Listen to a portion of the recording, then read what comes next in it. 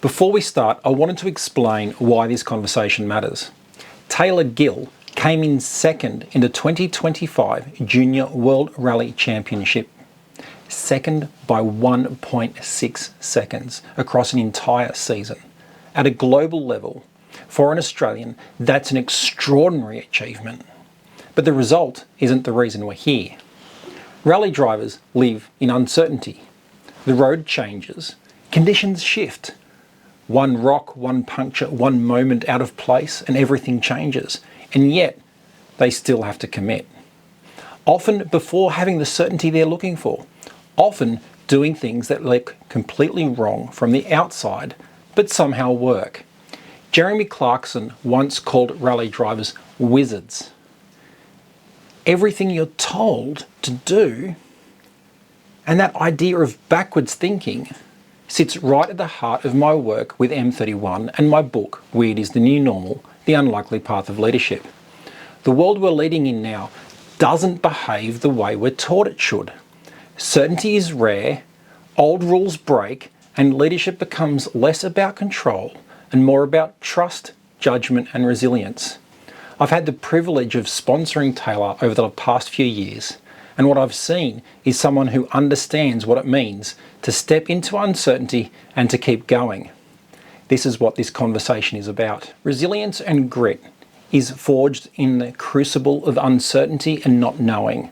Guess what? We had an issue with this interview and we lost the first part of the introduction and our question. So let me share that with you right now. Taylor coming second in the 2025 Junior World Rally Championship by only 1.6 seconds is almost impossible to explain to someone outside rallying. When you look back at that, what sits with you when you think about how really close it was? Second, there is no shaking your performance at all, you know? Yeah. And so how close it was, how do you come into that now? You had a bit of time to reflect and grow on that. It's so close. How's things been? Yeah, for sure. I mean, it's not been so easy, you know, since the moment where we, I guess, lost the championship by that margin. And, you know, to give that some perspective, you know, most rallies are won by maybe around 30 seconds or something like that. You know, it's a very, very, very loose number. But to lose not only the rally, but the championship by 1.6 seconds, it was obviously devastating in one hand, but it shows how close the competition is and how hard, you know, we were pushing with our rivals and that sort of thing. And yeah, it's just, you know, just goes to show how high the level is, and, you know, that you have to put all your, you know, I guess cross all your T's and dot all your I's to even be in that sort of a position in the first place. It is, and there is this extraordinary element to that, because not only have you gone overseas for that, Yeah. you're an Australian, yet in many different ways you're Finnish now. Yeah, and in so a way, I suppose. that's a really different way. So the world is a completely different place for you. You know, it's not just Australia is your oyster, the world is your oyster. How does that feel, being able to step into such a different, bigger, broader sense of things? Yeah, it's obviously a unique feeling. You know, Australia is, of course, where I come from, and it's where I'll always, you know, come from, and it's home after all. But for the last 3 years, I've been living in Finland, and I've been, you know, I guess integrated into the hub of European rallying, and the scene of rallying and the sport over there it's just massive. It's totally different to what it is in Australia. I mean, rallying is a big business in Europe, and to be right in the middle of that, and, you know, have that, not around me necessarily, but, you know, I guess being in the middle of the fight in the Junior World Rally Championship, fighting right at the top, having all the media watching you, and, you know, lots of people knowing who you are is quite a cool and unique thing, I suppose. So that's something that we see a lot of in the world oyster, being that when business and life in a digital first world, boundaries have no place. Yet you've been able to work against the normal. Australia has a population of, what, 25 million people? Yeah.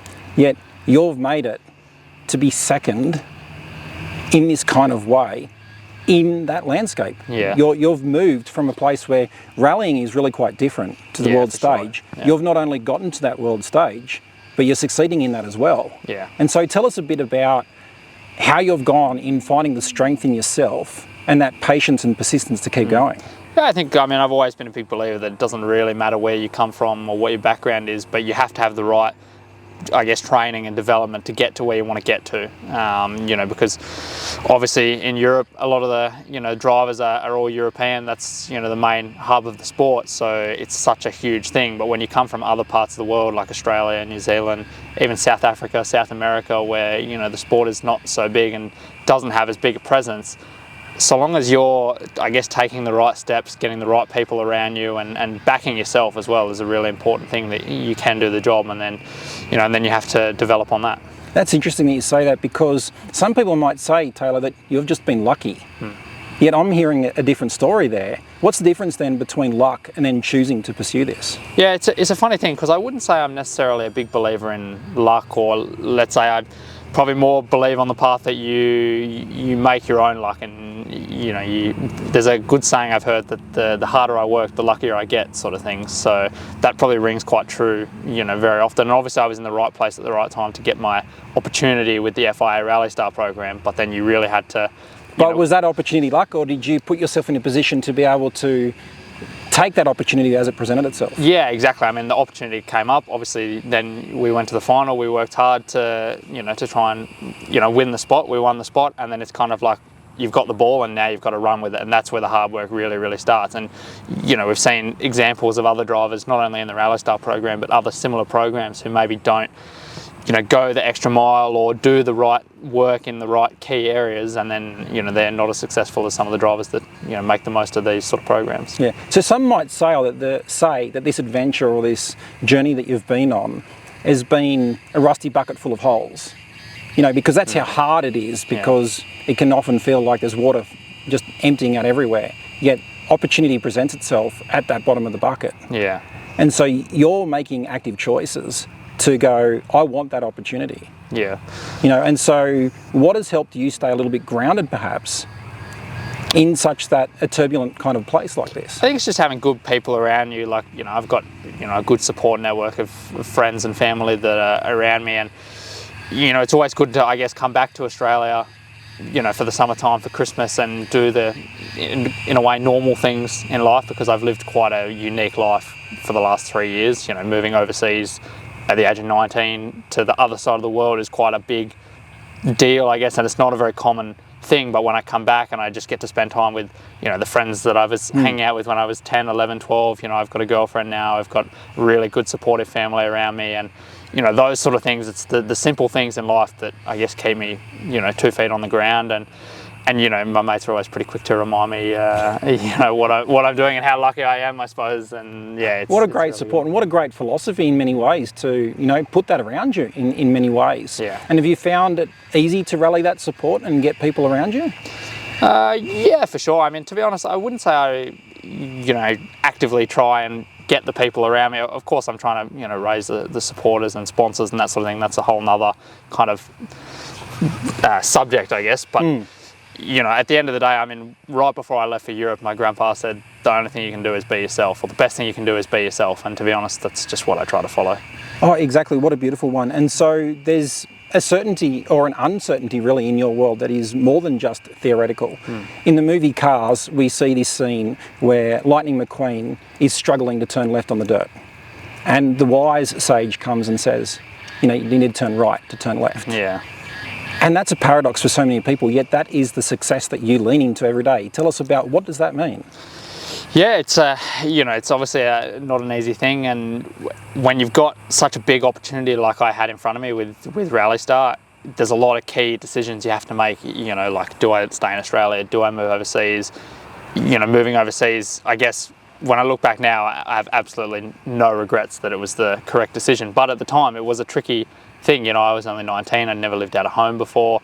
You know, I've basically packed my life into 2 suitcases and thought, right, well, we'll go over and, you know, see how it goes. But at the time, I wouldn't say it felt wrong, but it certainly feels like it's a big step, I guess. And yet you're doing this whole thing where you're not only just living a life where you're making those choices for yourself, but you're also in yourself able to understand the difference in that moment. And that's a heated moment. Yeah, for sure. You know, when you're at 100, 200 more kilometres an hour, that's pretty fast decision making. Yeah. And you've got to choose on the fly to go, hang on a minute, I need the steering wheel in a completely different position. Yeah, exactly. And so how does that come into your world when you think about those kinds of different things? Because surely there must be something that goes, reasoning me says I need to turn left, but I'm not going to. Yeah, it's the sort of thing that, you just have to kind of practice to push past, I guess, sometimes what your brain is telling you, I guess. And go with your gut in a way, especially when you're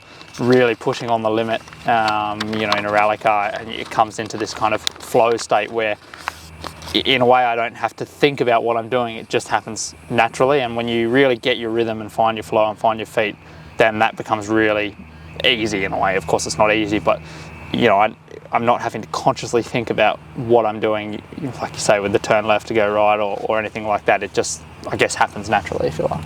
Exactly. So the speed that you carry shows a great deal of mastery in your craft. You can't do what you do without that. And I think you've just said the word perfectly then. Practice.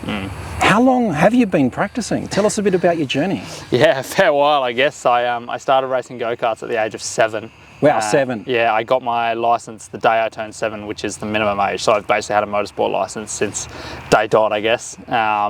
I raced karts for 6 years, and then at the age of 12, we got a Subaru WRX, and we started to do some, car club events there, small closed venue kind of events, and then it built up to rally sprints, and then eventually rallies. So, yeah, I guess I'm 22 now, so it's been basically 10 years of driving cars, and then another kind of 5 or 6 years prior to that, also racing go-karts. So, a massive portion. So it's not really an overnight sensation then, is it, in that sense? No, not really. I guess, it's a good saying that it's taken 10 years to become an overnight success, I guess. So, yeah, and so we don't often see everywhere else around us that amount of effort. Yeah. In my own business, in my own life, I've spent nearly close to 30 years doing what I do. Yeah. And it takes a great deal of mastery, yet it can often feel like we should somehow be an overnight success. Yeah, and it isn't. Yeah. You and I are both living that reality. Yeah. Yet how do you find, as you interact with other people, and in many ways you inspire another generation, to help encourage them to go, listen, this is worth your time and effort? Yeah, it's certainly a tricky one, and it's always, I guess, made easier when you've got someone to follow, a pathway to follow. For me, there's been a few guys guys and girls that have done the junior WRC from Australia in the last 10 or 15 years. Obviously, Hayden Padden from just across the ditch in in New Zealand has been doing the WRC. So it's always easier when you've got a pathway to follow. But I think it's also being quite open and transparent with people about what the journey takes, because even from my side, you see these guys competing in the WRC and it looks great and it looks glamorous and that sort of thing, but they don't see the missed flights or cancelled flights and having to be in a hotel room and preparing for rallies when all you want to do is go out with your friends or stuff like that. They don't see the moving overseas and trying to go to the supermarket and continuously buying turkey instead of ham because you can't read the labels, or stuff like that. You can't get a residence permit because you can't get a bank account, but you can't get a bank account because you don't have a residence permit. All these, I guess, things that happen in the background. The only thing people really see is when we're on the at the rallies doing the job, but it's 80% of everything else happens outside driving the car. Yeah, so motivation can easily come to us when we're having those successful moments. You're talking about something deeper, quieter, and that's something that's within us that keeps us going and stable. What sorts of things have you found have been ways to help keep yourself knowing that the prize is worth it? Yeah, I think it's, again, you got to back yourself that you can do it. I've said that a couple of times already, but it's also having quite clear goals. I think is an important one. Especially short-term goals. I would say. You obviously need to be ambitious. You need to dream big, look a long way into the future, but you can't get to the future if you don't do the present, basically. So you got to. That almost seems a paradox by itself, doesn't it? How do you look into the future and tomorrow at the same time? Yeah. And what a balance that must be. Yeah, it is for sure. Because of course you have to think a little bit long term. You have to think 3 steps ahead of what you're doing, but you also have to think about what you're doing to get to the 3 steps. Oh, exactly. And so, as a driver, you're the figurehead. Yeah. We talk about leadership as being creating the vision, creating that forward momentum, creating the resources. You've got a swell of people behind you. not only financial backers, but you've got a whole team. Tell us about what a team in a rally situation looks like. Yeah, normally in a rally you have obviously the driver and the co-driver are the two in the car. The driver obviously has the steering wheel and is doing all the driving. The co-driver is delivering the pace notes, keeping everything in check. I guess you could say they're like the office manager. Making sure we're in the right place at the right time and looking after the procedural things that are happening in and around the car. Then you have the mechanics, which are absolutely crucial. They keep the car running, and we keep revisiting them in the middle of the day, and they check over everything and fix things if things need fixing. And then normally we also have an engineer who will help on the performance side of the car, trying to help me as a driver maximise the performance out of the car with the car setup and that sort of thing. And then, normally you have also some kind of team managers, I guess, or program managers, it depends on the situation, that are giving the kind of general advice and input about how you should be going about the rallies, I guess. So on TV, we're seeing one or two people and we see a flurry of activity when the car comes back into service, but we're talking, there's actually quite a significant number of people there that you're carrying with and looking after and helping to shape them and their direction with you. Yeah, exactly. And you have, also that's just the kind of the rally team. On the human side, you also have, a lot of people have mental coaches, physical like sports coaches, media people, all that sort of thing. So there's definitely a group around you, that's for sure. Yeah, and that means managing and looking after resources along the way too. Yeah. And so you have to do that. Yeah. That's not so obvious to the rest of us at home. That's on your shoulders. And so that's a big thing by itself. Yeah. You're going into a new season now as well. So let's talk resourcing for a brief moment. And so what sorts of things do you need to keep an eye out for and help shape that vision to find those resources and make them available? Because most of the time that's really money, isn't it? Yeah, exactly. That's the biggest thing for sure is the money. And it's trying to obviously build the network of sponsors, supporters, and then keep those relationships going, because ultimately, like, without finance I can't race, basically. So that's obviously a really key thing. And then you also have to manage that and be clever with managing that, and where the money goes and that sort of thing. And it goes back a second ago to what I said about people not seeing the background stuff. This year we're planning to do some rallies in the WRC2 starting in Sweden. It's obviously, from the outside it looks like we've rocked up in Sweden, we've got a really great car, we've been able to do WRC2, but people don't see that I've just been on holidays for a week and still answering the phone and trying to do this, and I've had my sponsorship budget Excel sheet going and updating constantly and that sort of thing. So I feel very blessed, because I remember calling you, what was it, 4 or 5 weeks ago now, and it was the wrong o'clock. And you still took the call, and I just really felt in that moment that care for what you're trying to achieve and what you're bringing forward to make that effort, because here in Australia at the time it was a fairly reasonable time. I actually didn't know where you were in the world at that point in time. And the reality is, for many of us out there, we actually operate on a global scale, and it can be hard to navigate that. As you've been doing those things, and what are some of the lessons that you feel like you've learned in going, listen, I've got people around me, I've got this vision and direction to shape, and I want to bring them on me? What sort of things do you think you've learnt along the way that you can share with everybody else? I think you kind of said it in the question there. You've got to try and bring the people on the journey. It's all good and well. I mean, I've got a great group of people supporting me, sponsoring me, that sort of thing, but it's all good and well to take the money and thanks and no worries, but you've got to bring the people on the journey and make the people feel involved around you. It's all good and well to be I'm the driver and I'm the head of everything, but it's not like that at all. You've got first of all, the driver and the co-driver work equally as hard to maximise the results. The mechanics, everyone else that I've just listed, everyone's pushing in the right direction.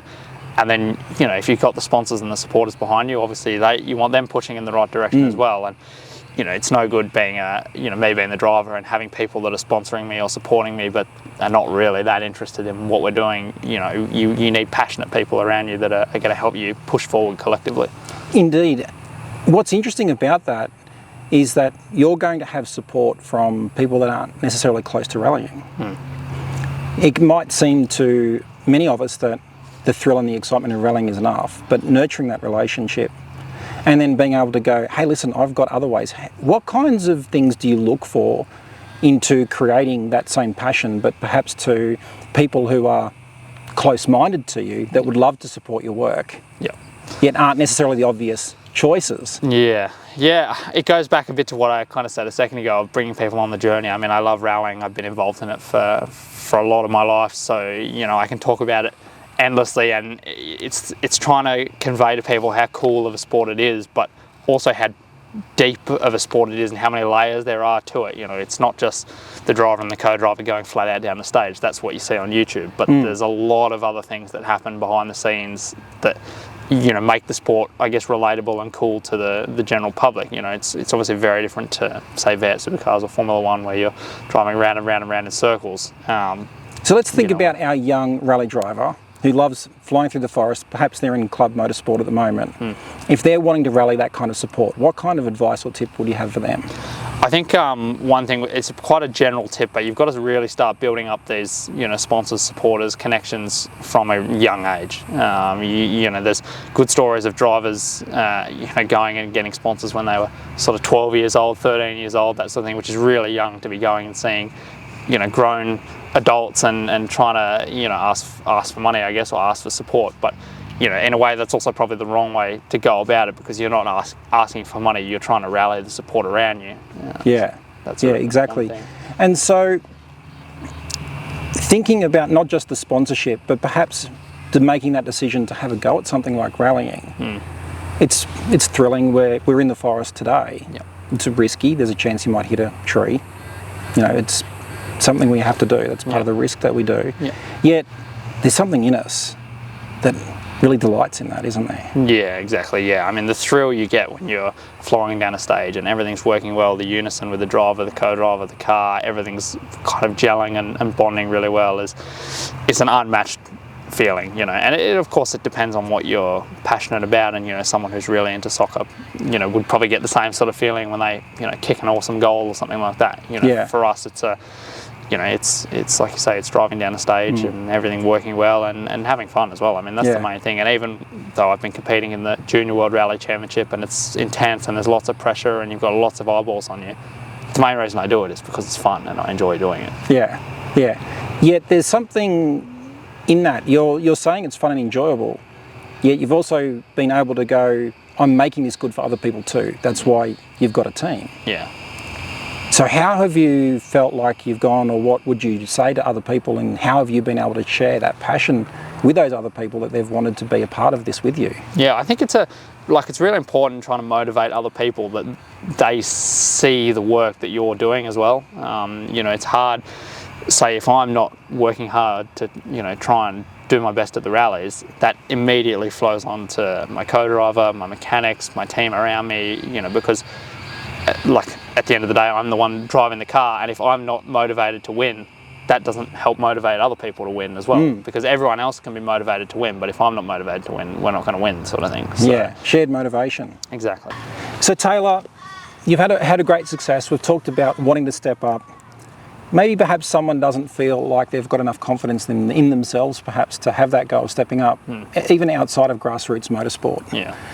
What might you say in that situation to go, oh, I'm doubting myself, do I really have a go? Because it might be something that's not rallying that they want to have a go at. They might want to step into some other sport or a career or something to that effect. Yeah, it's a tricky thing, but I mean, obviously, the obvious thing to say is you just got to give it a go and step out of your comfort zone. But normally you find, at least I've probably found it a bit myself, that you step out of your comfort zone and then that becomes your new comfort zone, and then you keep, you step out of that and it becomes your new comfort zone. Well, there you go. That's the answer, isn't it? We've got to push ourselves a little bit, step out of it. And so, listening to what you're saying, though, is that there's some risk management in that sense. Because that's a small gap. Then another small gap. Then another small gap.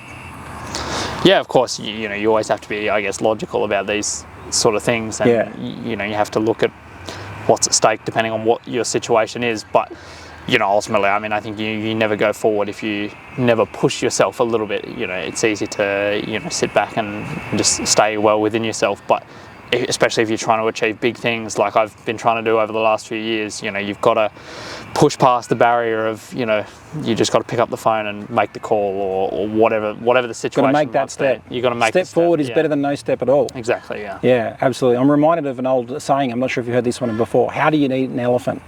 No, one bite at a time. Yeah, there you go. And I feel like that story Yeah. captures that beautifully. And so listening to you now, we can see that you've spent a lot of time not only managing yourself, your self-discipline to do all those different things, but you've spent a lot of time reflecting. Yeah. You've spent a lot of time to think about yourself, your place in things, and I've got a gift for you. Oh, to encourage and embrace you with that. And so this is our adventurous journal from Weird is the New Normal. Yeah. And inspired by Indiana Jones, and one of those as a special gift for you great. to Thank you very continue much. your journey of reflection, Thank you. because it is one of the most powerful tools Yeah, for that sure. anyone can have in their self-awareness journey. Yeah. What it is to lead yourself, Yeah, and then step into other avenues of leadership. And your time with us today has really been inspiring one to help us do that well. Thank you. And with that, I also have another gift for you as well. Okay. Because we've finally caught each other in person. We've been supporting each other at a distance, doing business on a global scale, which is what Weird is the New Normal does, and M31. We have clients across the globe. Yeah. Yet we're based here in Australia, supporting Aussies, so good, is that we haven't run into each other in person in quite some time. That's true, yeah. Which also means that I haven't had a chance to give him a copy of my book. And here it is, your own copy, and signed just for you. My gift to you. Great. Finally made it there. Thank you very much. So Taylor, thank you for joining me for this Thank you. time together. Appreciate and it. thanks for spending the time to share your story. No worries. Share how leadership in rallying is doing something a bit differently, and also showing that leadership isn't just about being a manager at work. Yeah, so for sure. Thanks so much. And more importantly, don't stick to the rules. For sure. Make your own luck. Make it happen. Back yourself. Thanks so much. No worries. Thank you.